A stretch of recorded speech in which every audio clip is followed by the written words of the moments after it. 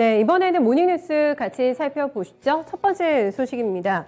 한국은행이 14일 열리게 되는 올해 첫 금통위에서 기준금리를 인상할 가능성이 상당히 높다라는 분석이 제기가 되고 있습니다. 거의 100% 확실시 되고 있다라는 얘기인데요. 연준이 매파적인 통화 정책으로 조기 선회할 것으로 지금 시사를 한 만큼 선제적인 대응이 필요하다라는 관점에서입니다. 지난해부터 이어지고 있는 이 인플레이션도 무시할 수 없는 요인으로 분석이 되고 있고요. 전문가들은 올해 말까지입니다. 기준금리가 많게는 3차례 인상이 되면서 최고 1.75%까지 오를 것으로 내다봤습니다. 네, LG 에너지 솔루션 아마 일반 청약 노리고 계신 분들 많으실 것 같은데 어제 LG 에너지 솔루션이 온라인 기자 간담회를 열고 중장기적인 사업 비전을 공개를 했습니다.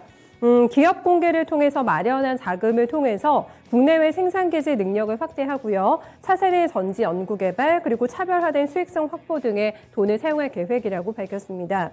공모가 성공적으로 마무리가 되면 최대 12조 7,500억 원가량 투자 재원을 마련을 하게 됩니다. 권영수 부회장은 상장 이후에 시가총액이 세계 1위가 지금 중국 배터리 업체 CATL인데요. CATL과의 시총 격차도 줄일 수 있을 것이라고 밝혔습니다. 이어서 자동차 배터리의 경우에는 3년 이후까지 지금 수주를 해뒀기 때문에 장기적인 예측이 가능하다고 밝혔고요. 이어서 250조 원 규모의 수주 잔고를 달성하기 위해서 캐파를 늘리면 연간 최소 25% 이상 성장할 수 있을 것이라고 내다봤습니다. 네, 다음입니다. 간밤에도 가상화폐 시장이 많이 흔들렸는데요. 네, 중국에서 가상화폐 채굴을 도태 산업으로 지정한다고 밝혔습니다. 중국 국가발전개혁위원회, 즉 발개위에서는 어제 발표한 산업구조조정 지도 목록 수정본에서 도태 업종에 이번에 가상화폐 발굴 활동을 추가했습니다. 발개위는 작년 9월에 가상화폐 채굴 사업을 엄격하게 제한하는 내용의 공통지를 발표한 바가 있고요. 또 작년 같은 시기에는 모든 종류의 가상화폐 거래를 불법 금융활동으로 규정하면서 엄격한 당속 방침을 밝히기도 했습니다. 이런 추세는 올해도 이어질 것으로 예상이 되고 있고요. 이런 부분에 영향을 받으면서 간밤에 가상화폐 코인 가격들이 하락했다는 점 체크해 보셔야 되겠습니다. 네, 어제 이 종목 많이 움직였는데 에디슨 모터스입니다. 진통을 겪어왔던 에디슨 모터스의 쌍용차 인수합병이 결국에는 구부 능선을 넘게 됐습니다. 쌍용차는 에디슨 모터스의 컨소시엄과 이번에 인수합병을 위한 본계약을 체결했다고 밝혔습니다. 양측은 투자 계약을 이번에 체결하고요. 네, 서울회생법원 회생 일부에 허가를 받았습니다. 본계약은 우선 협상 대상자로 선정이 된 지 80여일 만에 이뤄지게 됐고요. 최종 인수 금액은 3,048억 원입니다.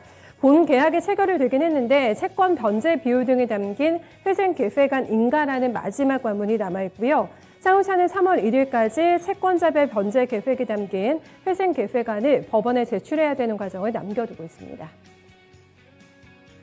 네, 다음 스튜디오 산타클로스가 온버스를 설립을 하고 20%의 지분을 확보를 한다고 밝혔습니다.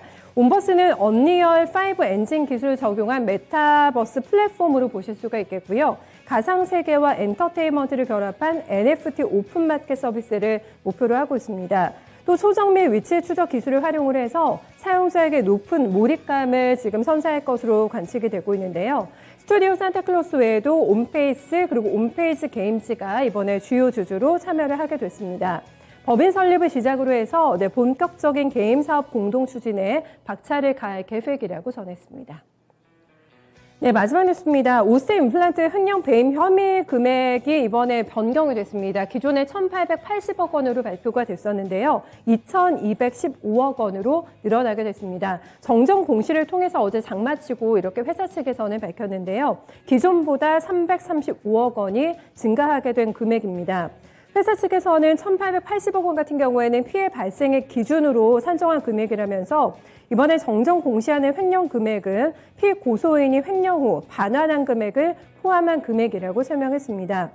이와 관련한 자료를 수사기관에 추가 제출했다고 밝혔고요. 아울러서 2020년도 횡령분을 결산 재무제표에는 영향을 미치지 않는다고 덧붙였습니다.